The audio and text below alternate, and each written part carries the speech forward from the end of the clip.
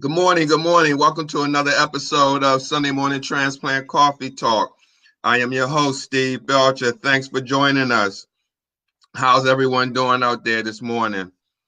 So, this morning, we definitely got a great show, a show that's been long overdue. And we've been seeing this warrior on the internet advertising kidney for Lizzie. So the person behind that is here this morning. Without further ado, from Bangor, Pennsylvania, Elizabeth Connors. How you doing, Izzy? Good. How are you? Pretty good. How's everything going? It's good. It's very cold here. Oh yeah. Are you up in the mountains? I'm at the foothills of the mountains in the Poconos. So it's a Oh, little place called Bangor. It's maybe 3,000 people live here. It's a small town. And we have snow all out there now. It's, slippery and icy. So I've been hmm. staying in a lot. Oh, do you have your show on another device? Because I think I can hear a little feedback. I don't No? I don't have anything on. I don't have any Okay. other Okay, device. that's no problem. Oh, okay. So how many inches of snow would you say you have right now? Right now we have about six. Oh, It's okay. melting. Today is a nice day. It's in the 30s, going up into the 40s. So it's going to be nice. Right. Wow. And I ask our audience, please share this video. Share this video to raise kidney disease awareness. Thank you. So, Liz, you're not actually on dialysis right now. No, I'm trying really hard to avoid dialysis. My Mm-hmm. GFR is 13.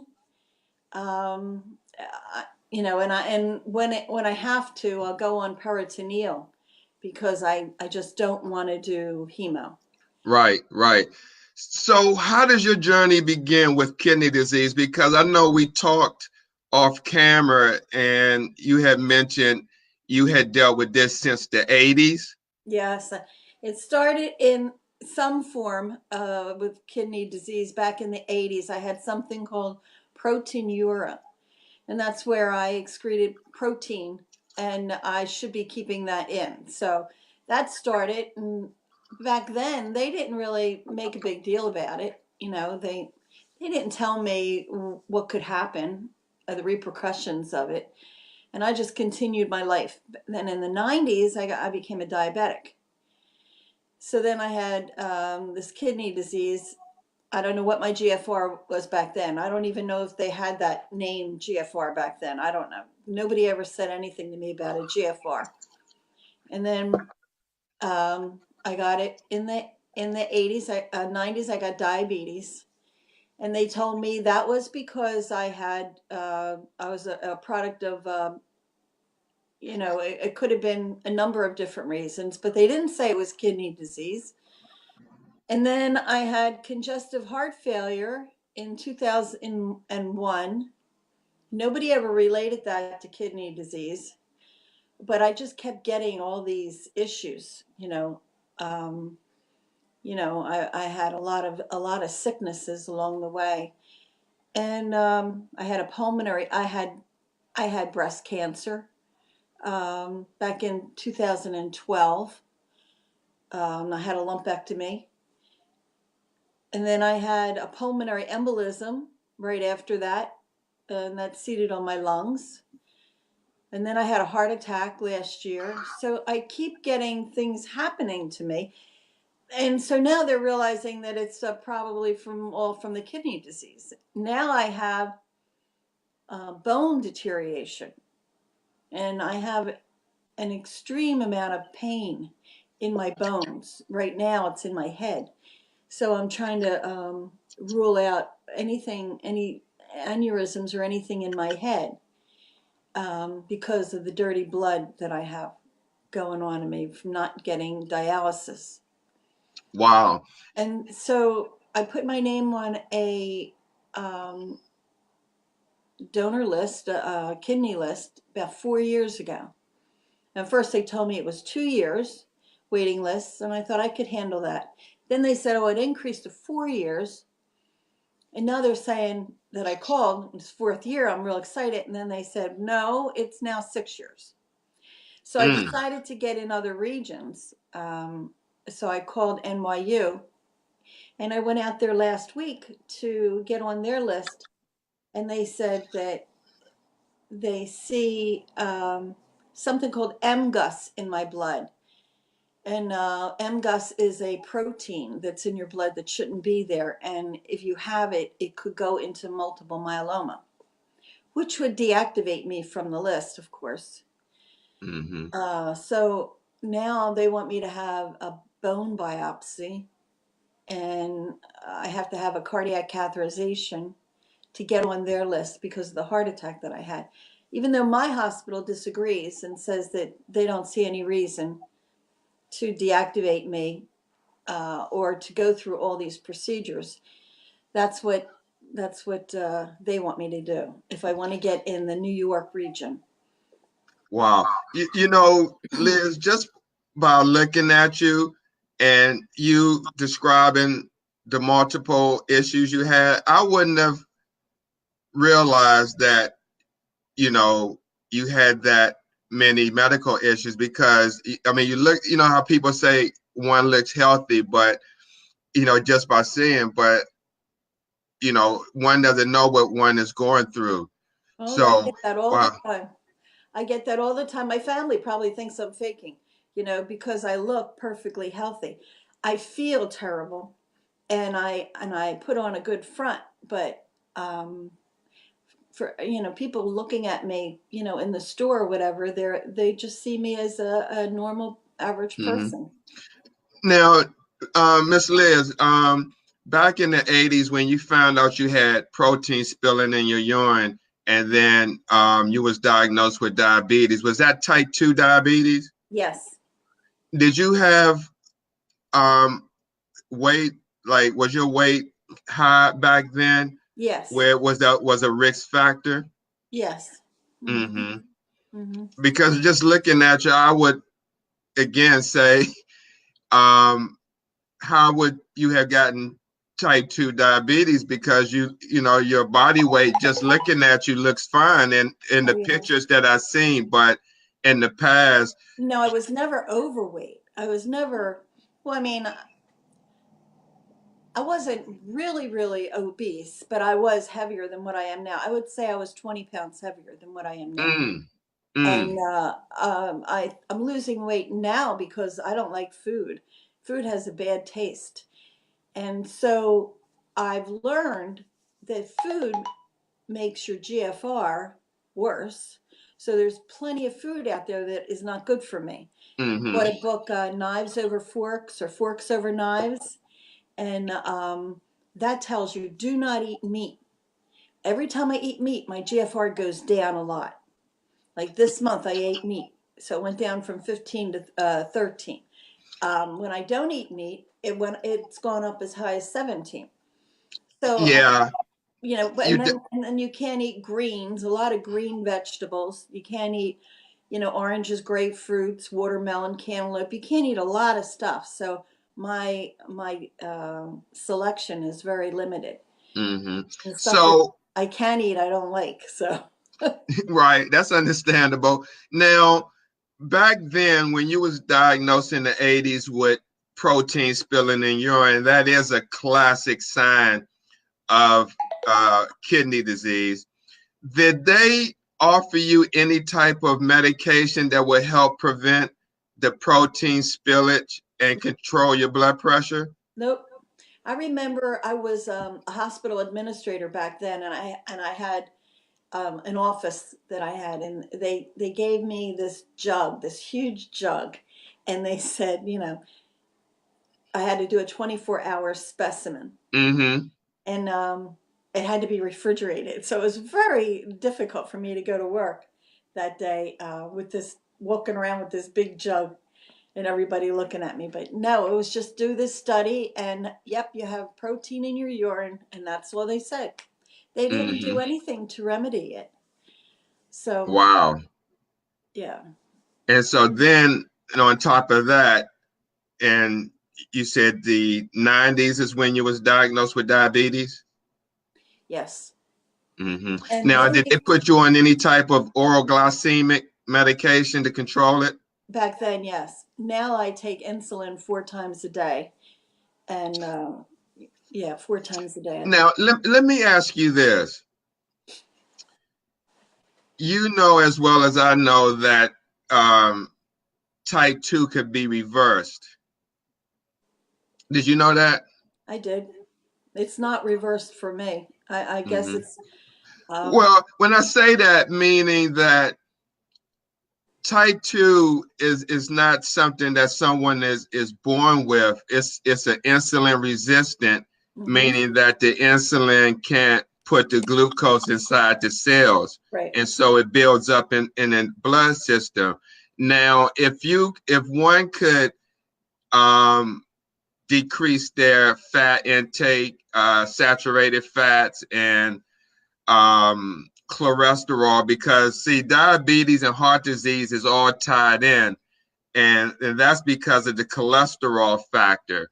But my point is, um, if you knew that information back then, that you could have reduced, the effects of diabetes by a diet change instead of medicine, do you think you would have opted to that? Because if diabetes is the leading cause of kidney disease, and if they're just giving one oral glycemics to control the blood sugar, you still had diabetes and it's still damaging the kidneys. Yeah.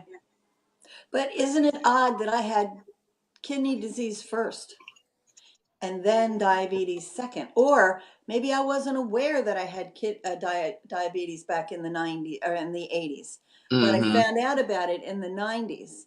Mm-hmm. And I think that's odd because usually it's the reverse. Well, the first signs of it is the protein spillage, and one back then, I don't believe the research was as great as it is now, knowing that, protein spillage, microalbumin in the in the urine are symptoms of diabetes or pending. Hmm. So so what what options have you been given so far, and when was those options? Well, let me go back to my let me go back from that question. When did you start monitoring your GFR? When did you Just start closely monitoring it? um, 5 years ago. 5 years Mm-hmm. ago.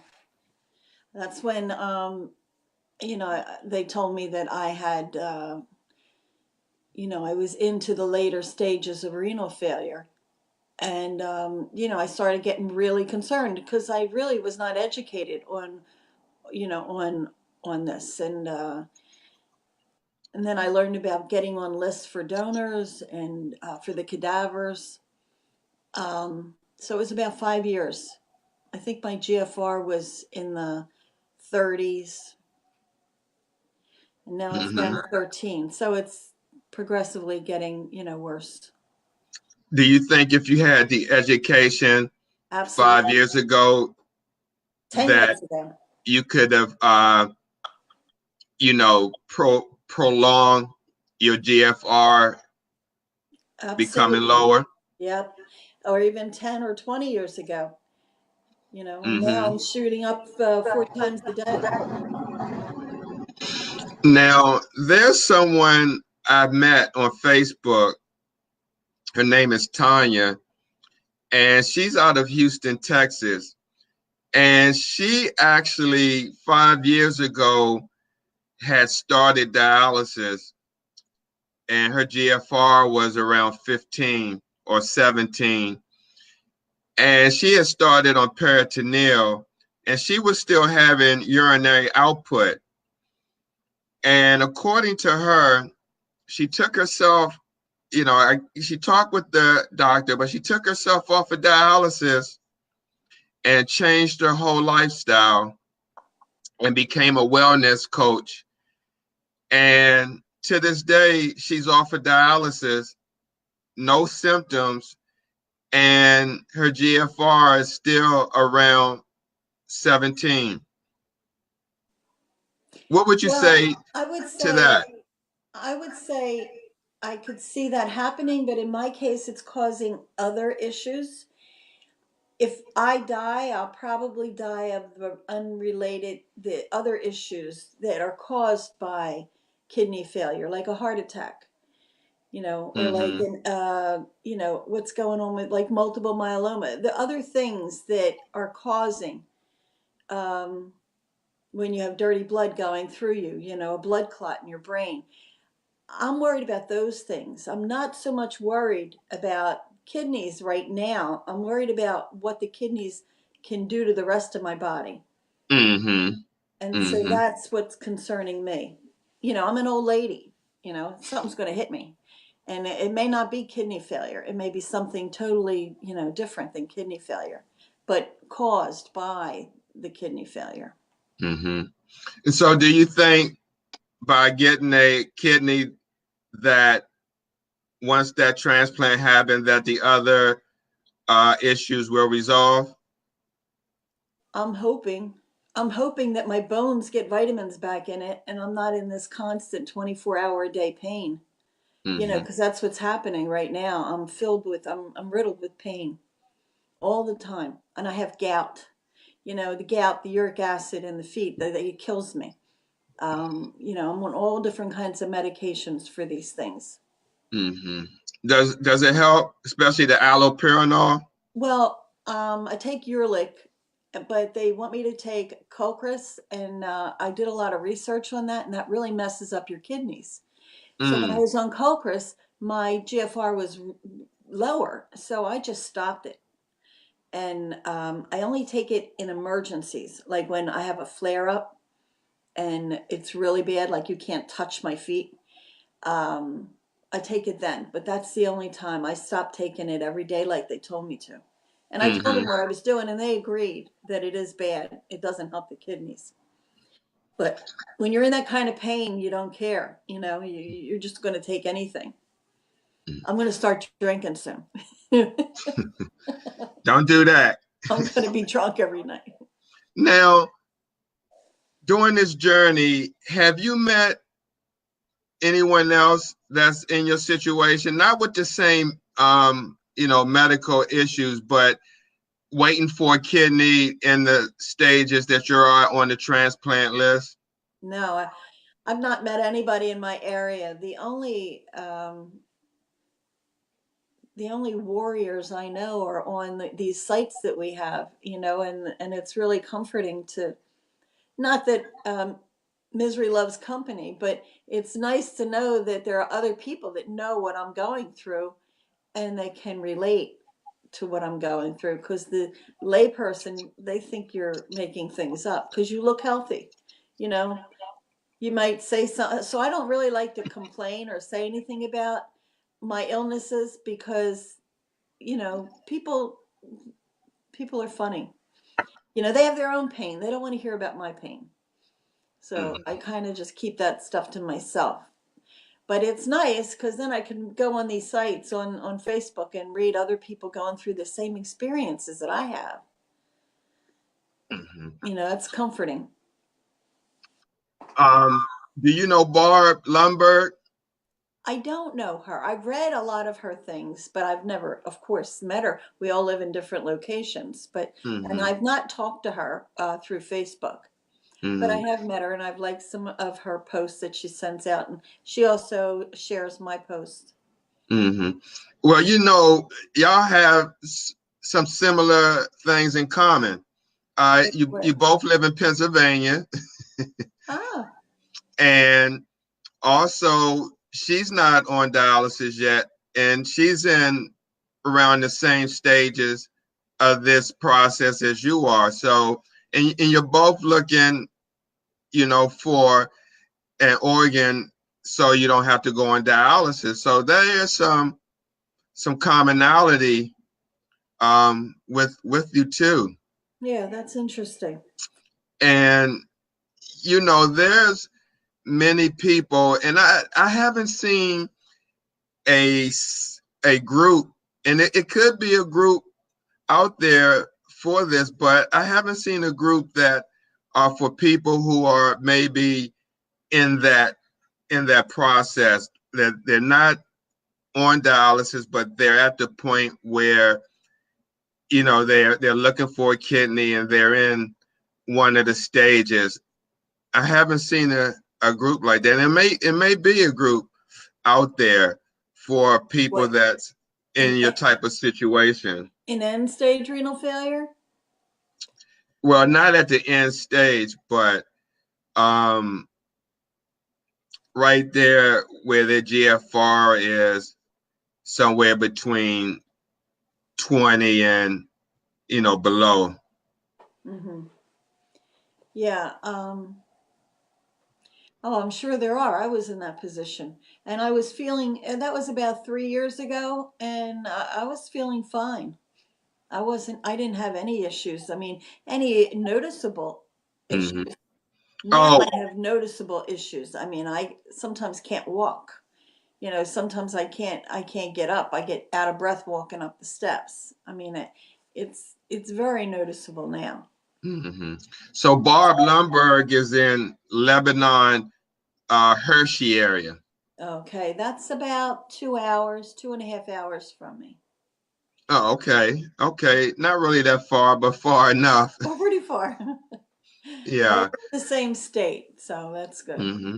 So She do goes you to, I'm sure she belongs to Hershey Medical, which is a good hospital. hmm do, do you live by yourself? I do. Well, I raised my granddaughter, Kaylee, from infancy, and she's 20, and she lives with me. But she's, 20, so she's flying around with her friends right now. Hmm. But she's Hmm. a help, you know. Um, if I have if I get the peritoneal dialysis, which I'm thinking of getting the operation for that, so that maybe I could start feeling better. Um, Hmm. like I said, I've been putting it off for a long time. I didn't want to do it. I just wanted a kidney. For some reason, I thought it was going to be a shorter wait than 4 years. Hmm. It looks like the hospital that I belong to, Lehigh Valley, when I looked them up under UNOS, is that how you say that? UNOS? Hmm. They said that they are okay with cadavers, successful, but they're not with live donors. And then when I looked up NYU does like the amount of operation on live patients that Lehigh does in a year, they do in a month. Mm. So I thought every time I sent them a live donor that wanted to donate a kidney, which is in excess of five, they rejected them on over the phone without even Mm. sending them paperwork. One lady called me back and said they rejected her because she took aspirin for pain. So What? it occurred to me that they want to keep their stats up and doing more research about my hospital. And they don't want to be responsible for two live patients. They just want to worry about one live patient and a cadaver. So they really like to do uh, transplants of Oh, so basically you're saying it's as far as for the money. So instead of having to pay for two operations, they only pay for one with a cadaver donor.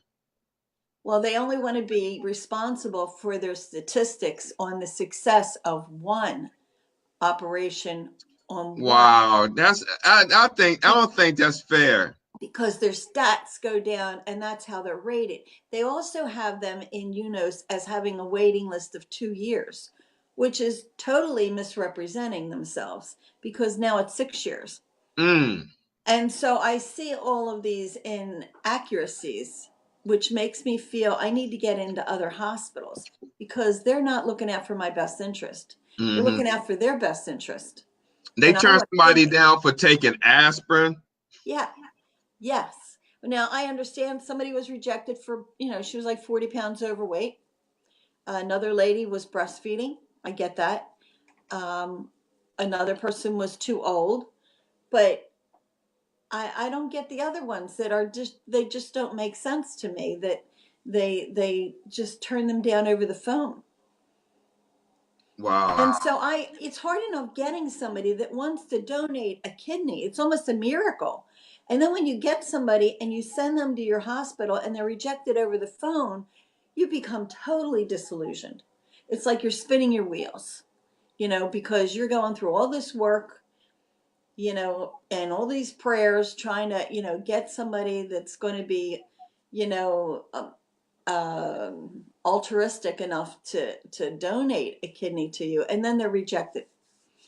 So that's why I went to NYU. But NYU, they found out all these other things about me that my hospital didn't see, because they were looking at my hospital's test, and they were making their decision on my hospital's testing, and my hospital says I'm fine. So you get two different hospitals and two different opinions about the same patient, which is scary. Wow. Unbelievable. Unbelievable. Yeah. Yeah. It's enlightening.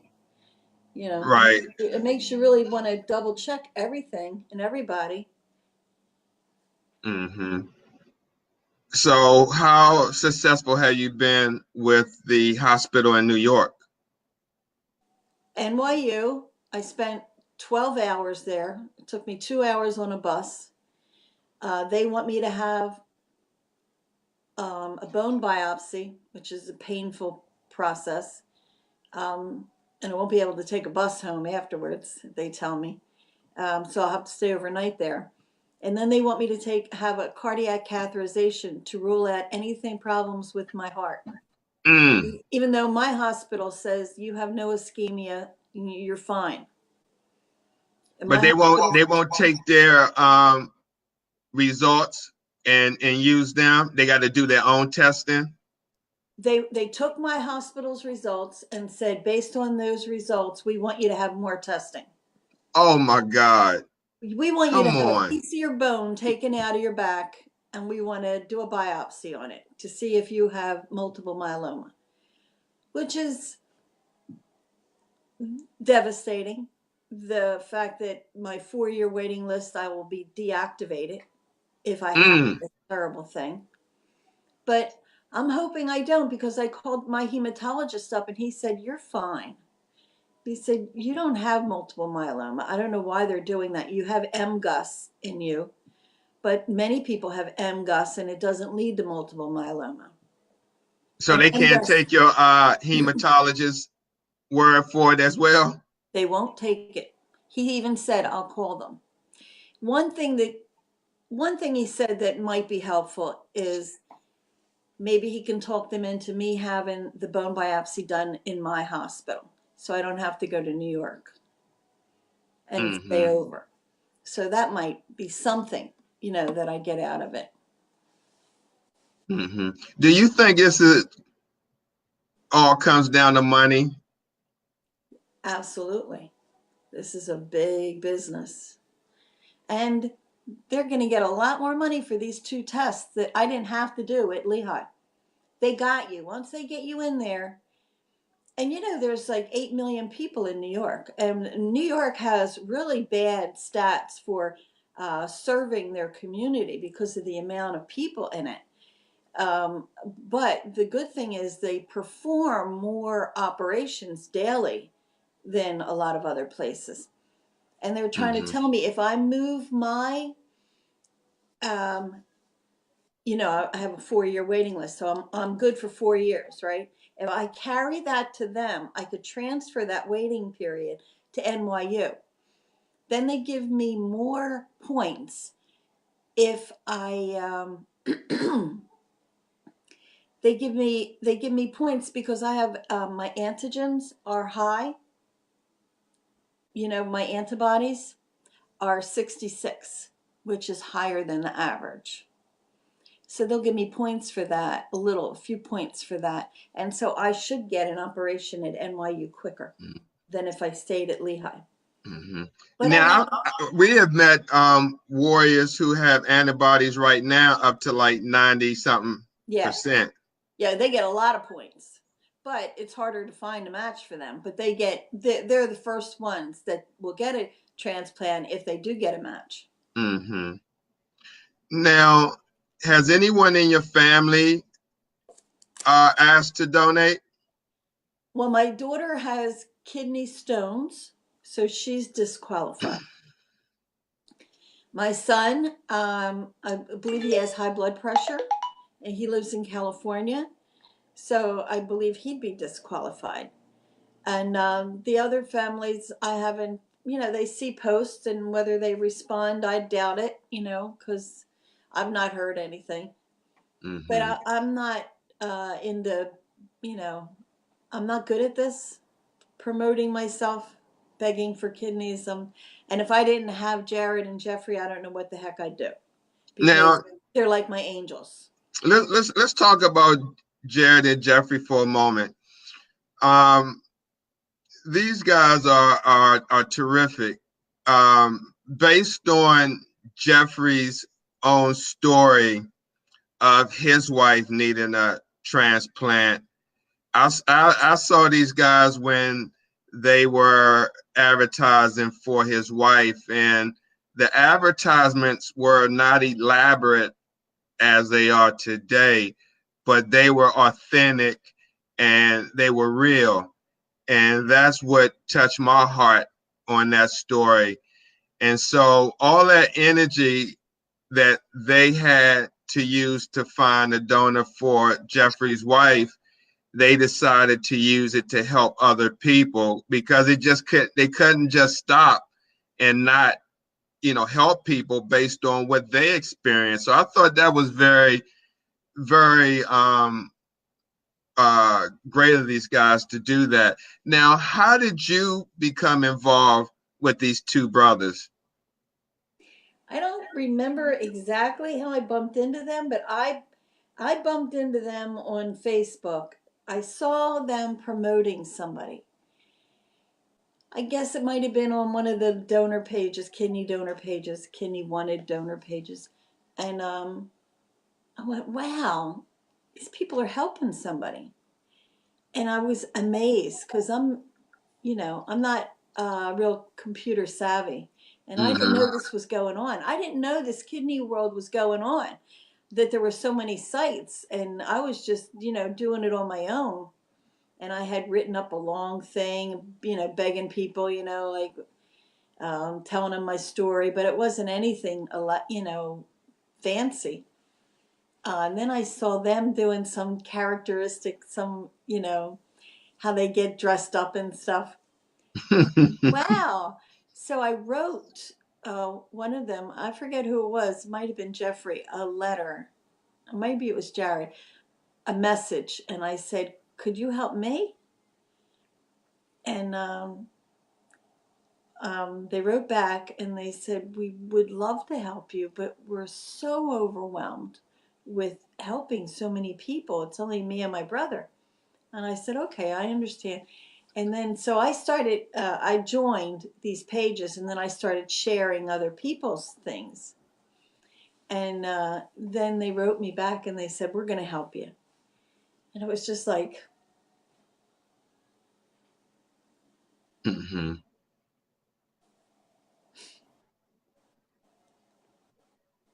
it was a, it was a good day. It was a good day. Because you really feel like you do this alone, you know?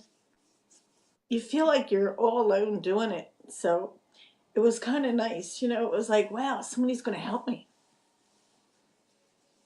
And I'll never ever be able to repay all the things they've sent over 60 posts out for me.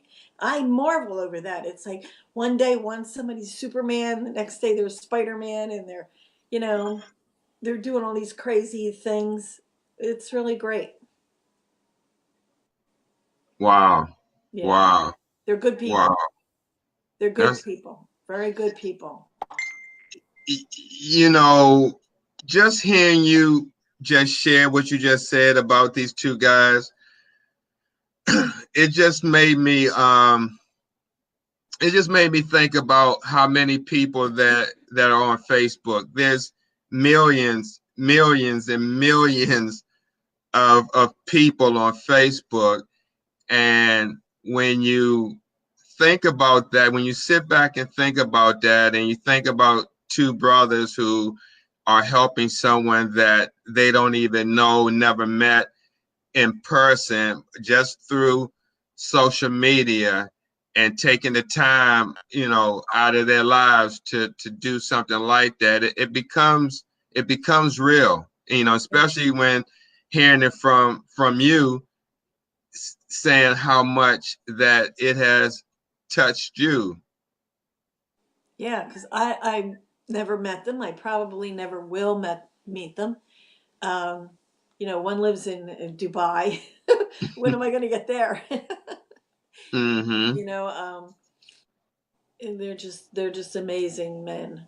They're very good people, and you don't meet people like that No, that you often. don't. Not the way, unfortunately the world is as is today.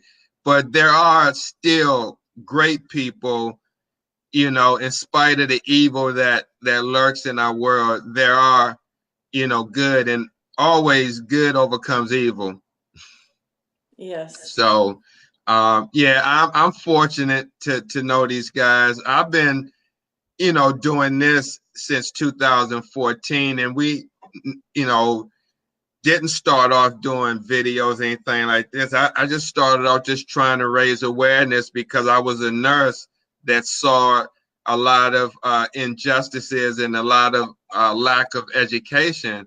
And I mean, it just goes to show you that it just doesn't pertain to any one community of people when it comes to education and finding out about this. Because, like you said, once you found out that you had protein in the urine, you wasn't educated to know what that meant, what was the beginning of that whole process. And like you said, you don't know whether you had the diabetes first, then the kidney disease, or the kidney disease, Yeah. or the diabetes. So it's And I worked in a hospital. wow. Wow. Yeah. It's true. Hmm. I think So, that's the biggest thing that makes me mad, that I think back. I could have maybe undid this, or through education and being, you know, given the right medicine, the right guidance, I could have, lived a longer life than what I might live today, because it's progressing. It's causing so many other issues in my body. Like I have retinopathy, from diabetes. diabetes. Hmm. It's uh it's causing all kinds of things to go wrong with me. Mm. But I also believe, I love listening to you, because you're the first educational um, uh, show that I watch about something that I can really, tune into, and feel like it's addressing my issues. I mean, I just turn you on and I can learn all kinds of things about stuff I've been wondering. You can't ask the doctor anything today. I mean, they give you like 2 minutes of their time, and you feel like you're taking up, too much of their time. So I could sit and watch your show, and I learned so much that I would never have learned. So Oh, I do appreciate you. I appreciate that, Miss Elizabeth. Hearing you say that, and just while you was just saying that, I was thinking, you know, as a nurse, like you said, you worked in a hospital, so you was administrator. So, and as a nurse, we have moral obligations when it comes to education and informing our patient population, or whoever we serve, to give them the best care, and um, just that information so they can make an informed consent. And I mean, it doesn't matter what part of nursing you're in, dialysis or operation room or recovery, or wherever. So when you're in dialysis or renal, in the renal field, and you meet people and you see them day in and day out, at least for me, I feel there's an obligation to share whatever I know that's going to help alleviate any pain or suffering or help them get through this process. Because I tell anybody,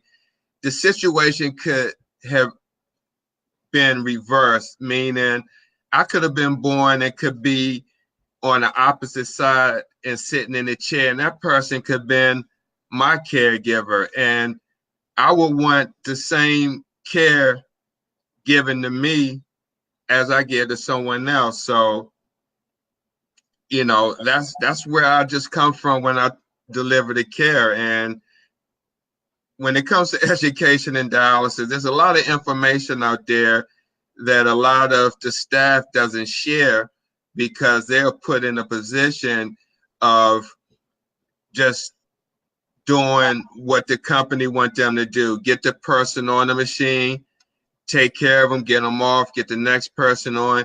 And when you put in an environment like that, it's like no time to sit down, because the moment they see you sitting down, talking to someone, educating, is why are you doing this?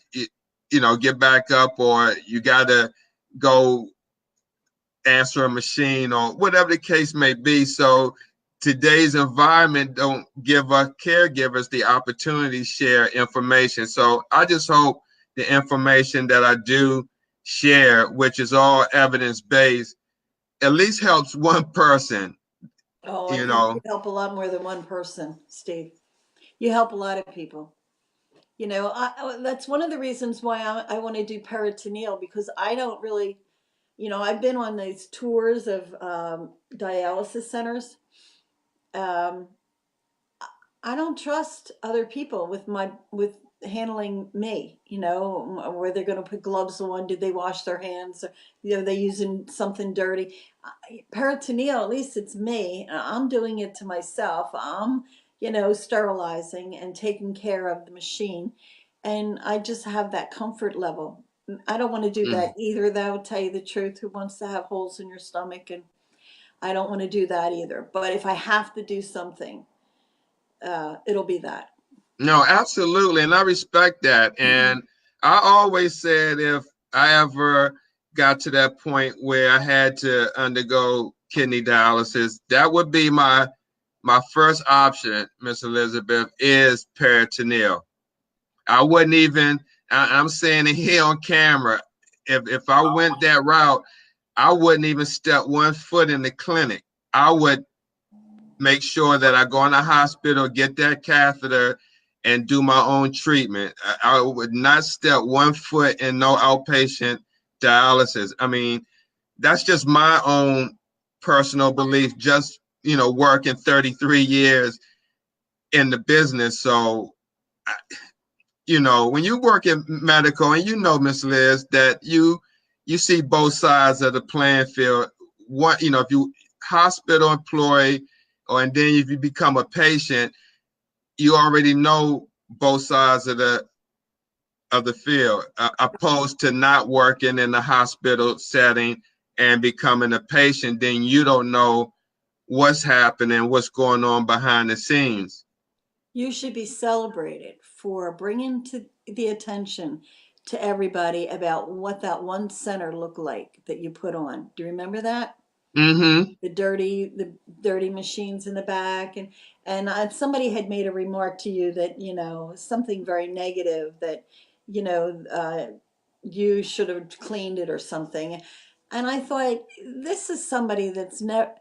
It was so maddening to me, that one show, that one comment that she made. Mm-hmm. uh, you should be celebrated for bringing that to people's attention so they can complain. Patients should be demanding they come into a clean center. They should be looking around and saying, why isn't this sterilized? Patients should also speak up, not just you. Yeah, and this, and the thing about it, the patients didn't even know about this because it was downstairs in the basement. And since that picture was taken, which was last year, they have renovated, but I mean, let's just say Little they too late. renovated and got a new tank and got that old one thrown away. But before that, that was like that for about 10 years. And so it was like that before I got there. Yeah. Why in the world would I go down and clean something that's been there for 10 years and expect that that's going to That make a was difference? ridiculous. Yeah, that was ridiculous that that woman said that. I was very upset that here you're trying to do a good thing. You're thinking of the patients. You're putting the patients first, Yeah. and you know you hear this kind of negativity about your comment.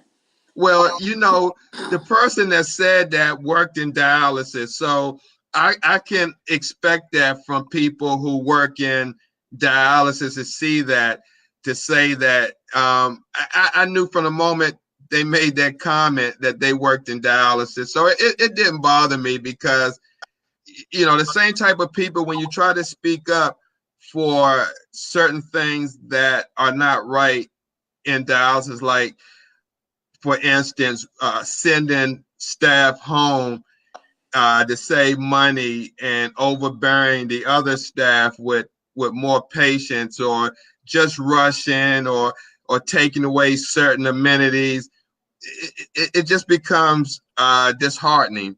Sure. But when you try to go and talk, they threaten you, and so nobody wants to stand together and complain.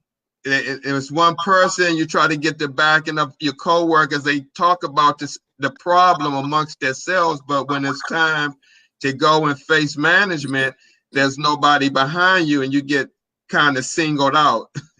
Well, I remember as a patient, I was in a hospital once, and it was the first time this happened to me. A woman came in, a nurse came in, and wanted to give me some insulin. And she was really kind of cocky, not really. She didn't wash her hands. She didn't put gloves on. She grabbed the needle and she jammed it in me like really odd the way. And I noticed she didn't have gloves on. Mm, And I wanted to say something. And I did say something to her.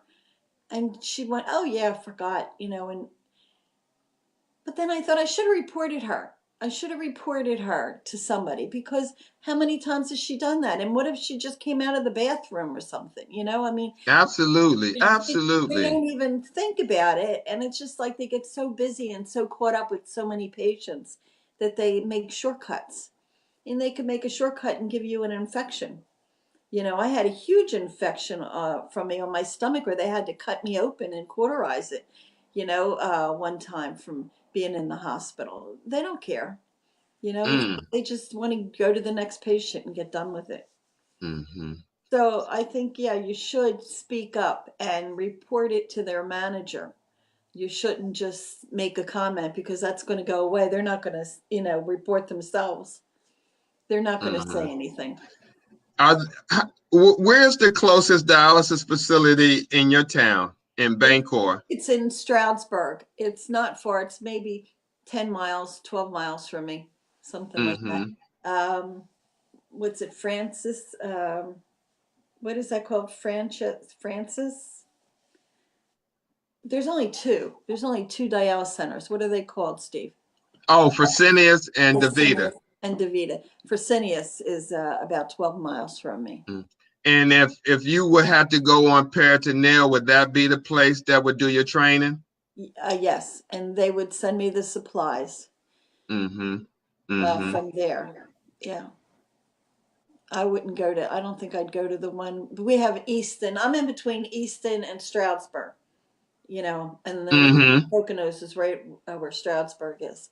So I would go to the one in Stroudsburg. Mm-hmm. Mm. So as we kind of come down to the end of the show, what, as far as the future holds for you, what does that look like? Well, I want a kidney. If I get a kidney, maybe my bones will get better.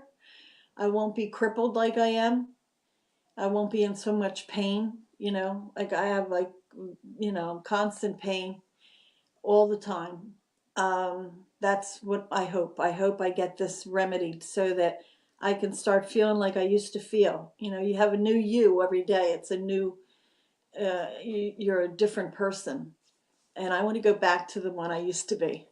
where I used to ride my bicycle and, you know, uh, go hiking and do things. And maybe if I clean my blood, I'll feel a little better. I've been putting it off, but I really, I don't think I'm going to get a kidney right away. All these testings is going to take months and months, and I can't count on my hospital to take a donor that I send them. I did have a lady from Canada that offered a kidney to me, and I'm kind of afraid, now that I have to have all these testing done, that she might change her mind. But we'll just have to wait and see. I mean, your future's always hopeful. You're not 6 feet under, so you always have hope. But you're gonna get disillusioned along the way. Is there another hospital other than NYU and the one close to you that you There, can go to, you and the person there, from Canada? there's one in Jersey. It's about an hour and a half, 2 hours from me. Barnabas, St. Barnabas. Mm-hmm. That's another region that I could get in. And then there's Delaware, which is, about 2.5 hours from me. I don't know. I'll go anywhere. My son already told me that he'd put me up in a B&B if I have to go someplace and stay, afterwards. Because, they want you to come back after the kidney. Mm-hmm. So if you live in another state, you're kind of really screwed. Yeah. Donna Tissot, when Nick needs a kidney, she says St. Barnabas in New Jersey. Yeah, I'm looking into that because, it's far too, but um, it's still closer than Delaware. So I have Jersey, New York, Pennsylvania, and maybe Delaware. Mm-hmm. We'll see. I have to get in as many as I can. Mm-hmm. If Mm-hmm. I have to worry about having multiple myeloma, that's like a fear hanging over me now. Even though my doctor tells me I shouldn't worry about it because it's just their process. It might just be that they want me to take these tests too, like we talked about earlier, a money thing. Yeah, I would.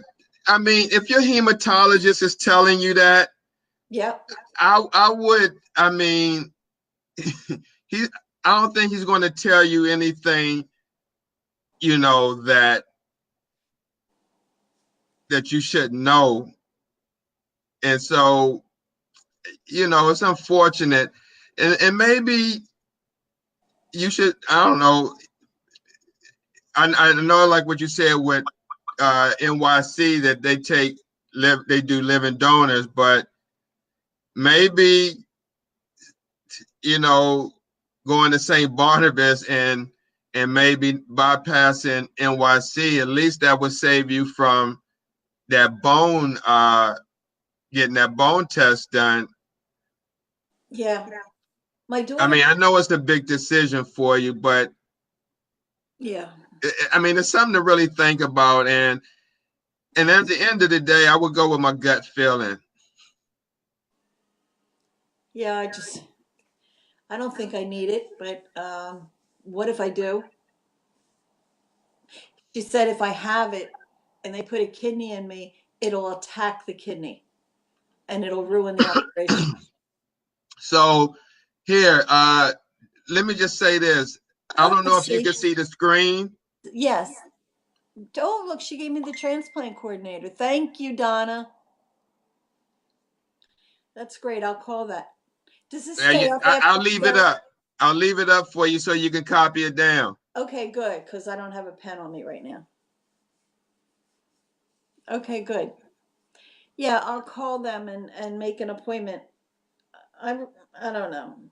I'll go any all the surrounding states I'll go to. I was going to go to Philly, because I thought I'm on Lehigh and it's really the same region. But if I go to Philly, they're the teaching hospitals, and they're better hospitals. Mm-hmm.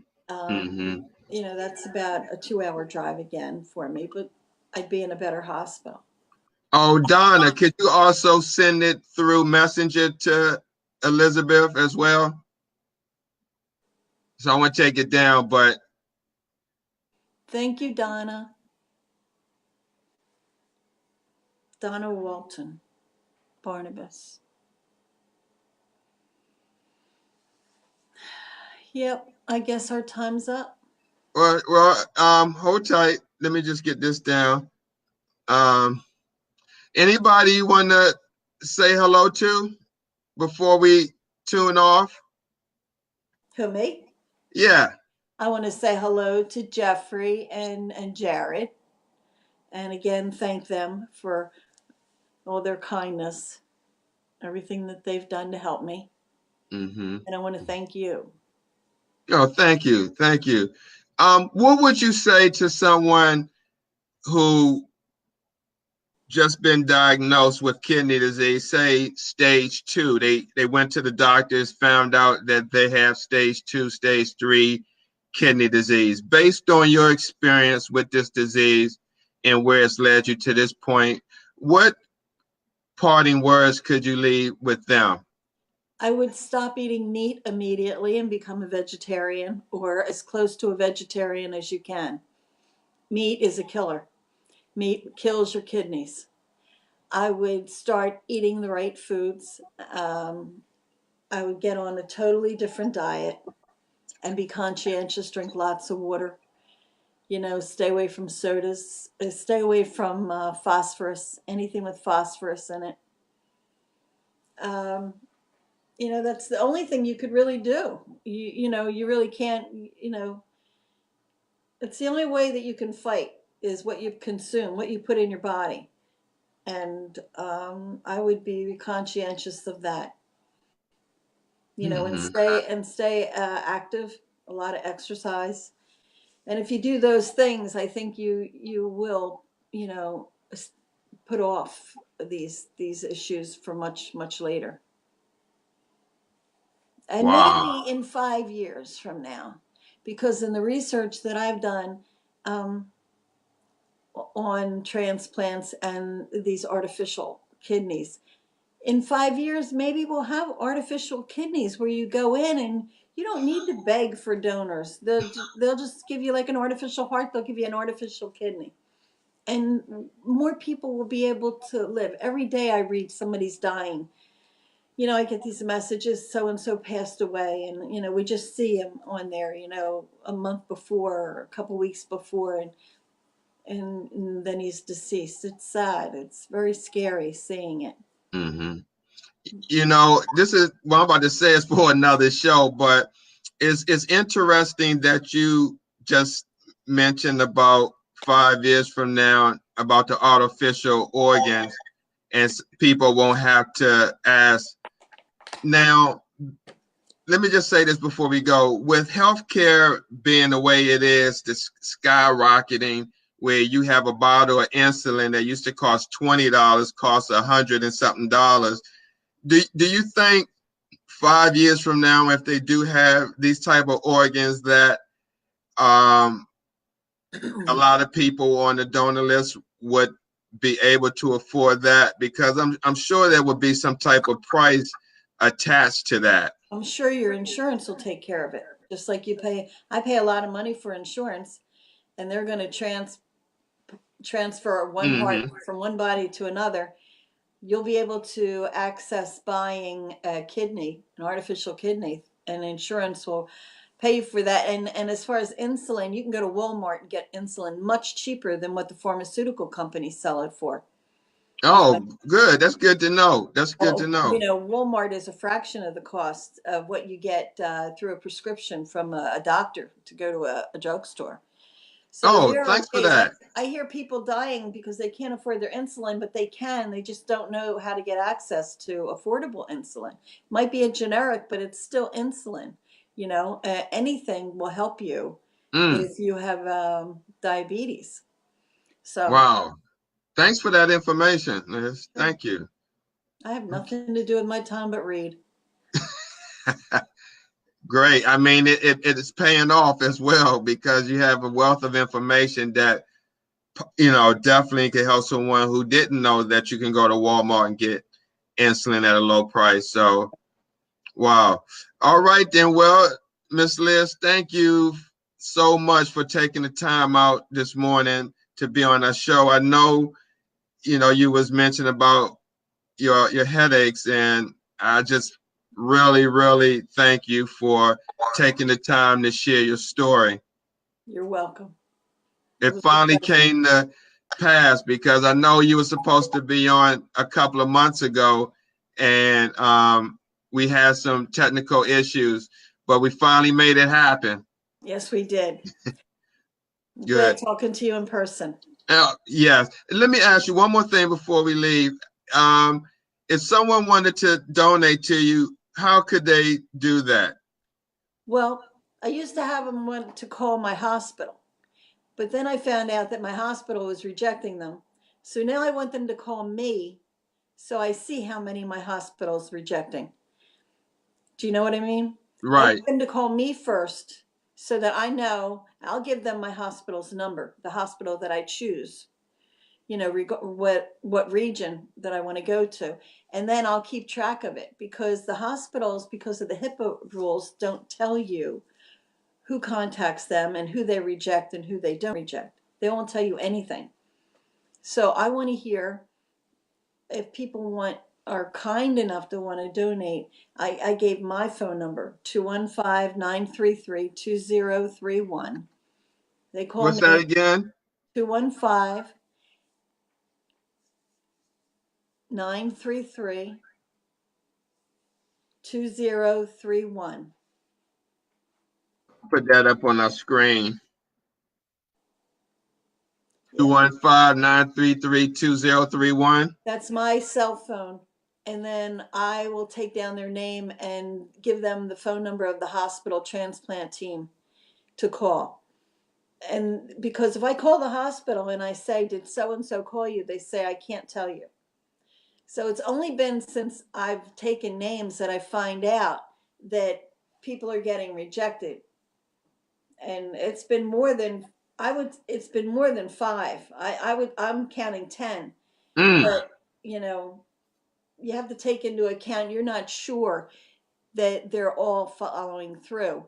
But five have called me back to tell me what they said. Mm-hmm. And they were rejected and rejected over stupid reasons. I mean, everybody takes an aspirin, and if that's the criteria that I have to worry about, I'll never get a kidney. Right, right.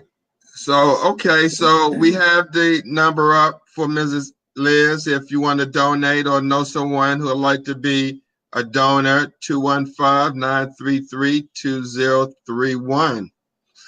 All right, Miss Liz, again, thank you for being on Sunday Morning Transplant Coffee Talk. And we look forward to seeing more of your posts from Jared and Jeffrey online. And till then, we see you soon. Bye. All right, take care. Bye-bye. Bye.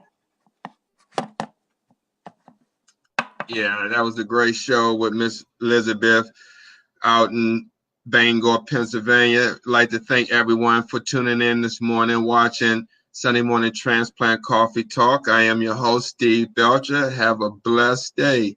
God bless you.